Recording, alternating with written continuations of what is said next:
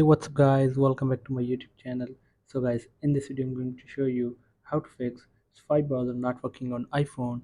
So guys, let's get started this video without wasting any time. So guys, first of all, reset your network settings. So for this, go to settings, scroll down, tap on general, scroll down, tap on transfer, reset iPhone, tap on reset network settings, enter your iPhone passcode,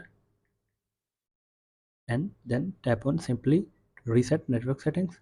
So go back now, and then after this the next solution is clear history, cache and website data.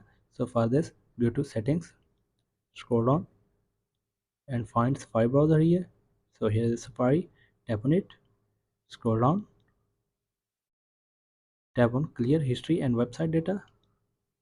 So tap here, and then after this the next solution is update your iPhone to latest iOS version.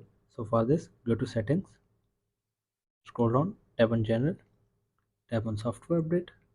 So wait for checking for update. So guys, if you have available any update on your iPhone, so update your iPhone to the latest iOS version. So I have the latest iOS version on my iPhone. So go back now, and then after this the next solution is restart your iPhone. So for the restart iPhone, tap on power button and volume up at the same time, and drag the slider to the right to power off your iPhone and turn it on again.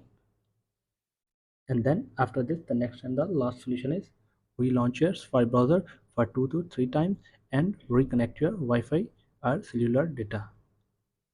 So like this. And so guys, here are the some simple solutions to fix this Safari browser issue. So guys, thanks for watching this video. Please like, share and subscribe. Thank you guys. See you in the next video. Thank you.